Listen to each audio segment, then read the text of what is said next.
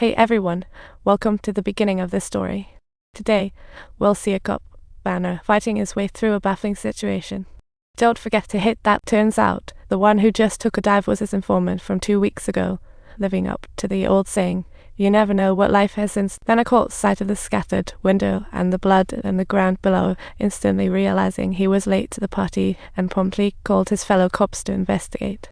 While no bodies were found, the police did discover a shell casing in the bedroom. Neighbors reported a cab was lingering around like it was waiting for a movie role. But LA has 40,000 cabs, making finding one as hard as finding a needle in a haystack. Meanwhile, Mike gets hospitality from Vincent heading next. Subtitles: Mike's inner rage was boiling just like water in a pot, and yet Vincent inquired if he had ever heard about Collateral, where life and death moments unfolded every single day. If he felt no sympathy for the people there, then he definitely shouldn't care about the stranger, and after all, Gozers are innocent civilians, and the man he just killed was a drug dealer. Vincent's words hit Mike like a sharp knife, leaving him speechless. Minutes later, they drove into an alley under Vincent's. To stop Mike escaping, Vincent tied his hands to the wheel with zip ties, a truly unique safety belt. As he turned, tired Mike frantically honked, like throwing a help me party. Some burly dudes came running to the noise, but they didn't lend a hand. Instead, they eyed Vincent's suitcase. Wow, who knew money could make you friends? Vincent, just finished with some shady business, turned around and thought, hey, let's have a robbery. But as they approached, in the blink of an eye, those two small-time bunks found themselves in Vincent's gun army. At the gas station, Vincent warned Mike more forcefully than any fuel, you've attracted attention and will be killed. Do you understand what I'm saying? Yes. To calm Mike's nerves, Vincent took him to a nearby jazz bar. Now that's a method that can cure everything. Vincent was mesmerized by the bar owner's impromptu play. He only thought to invite the owner for a drink at closing time. A shared interest brought them together instantly. Even Mike, who was just tense moments ago, started to relax. The good mood faded when Vincent named Philip, changing the bar owner's face instantly. Mike suddenly realized that he was Vincent's next target to talk about a mouse meeting a cat moment. I'm so cool, I made you my contract. Come on, Mike, here's some past work. This is what I do. You don't want to be sitting here. The man you like only likes the games you play. Let's play some jazz. Pound Ioma Ted letter VCAR paragraph O Armenian cannot sign degrees Cyrillic letter 4 A B so 3 Omat Poundets and half Omat Armenian shall letter 2B times Omat L Cedilla Omat a stroke there R chair 0 U circumflex a total divide by Omat a stroke there O acute case Cedilla plus or minus equal for EU I7 Omat micro yen look at GDC not sign see with delta plus or minus Chinese letter pound copyright. He asked where Miles learned his music, and the bar owner relaxed immediately, excitedly answering, he graduated from Juilliard in New York. Subtitles, but unexpectedly, in the very next second, the violent scene before his eyes made Mike break down and resolve to disregard any requests from Vincent.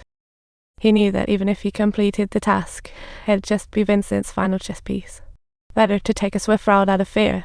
Just then, the radio in the car crackled to life. It was Mike's mom, panicking to confirm her son's safety. Vincent suggested they visit Mike's mom in the hospital, and Mike was definitely not on board with the idea. But Vincent gave him no chance to refuse, and upon arriving at the hospital, he thoughtfully bought flowers for Mike's mom. What a quirky friend. As they entered the elevator, they bumped into just arrived Banner. Banner learned more bodies had arrived and checked urgently, but was disappointed to find they weren't his informants. Staff gave him a key clue. 2 bodies arrived half an hour before the last.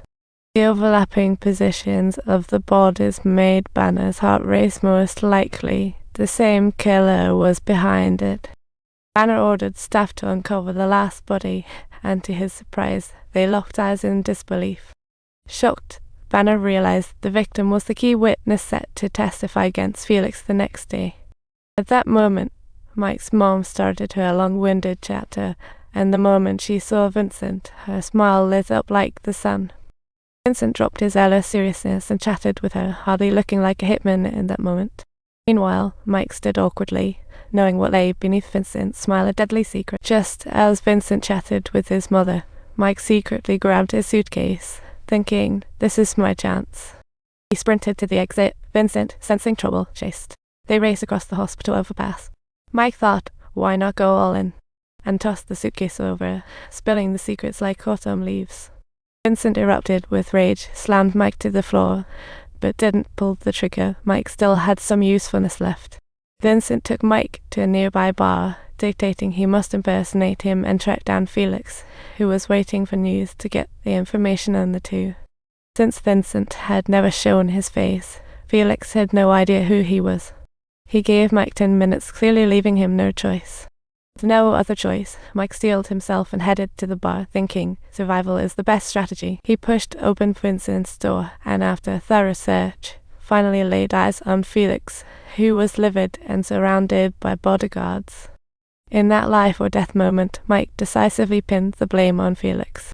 The instinct for survival completely ignited Mike's fighting spirit. With a fierce look, he lashed out at Felix, becoming a highly motivated top-tier killer. Don't forget to subscribe to our channel for more exciting content coming your way.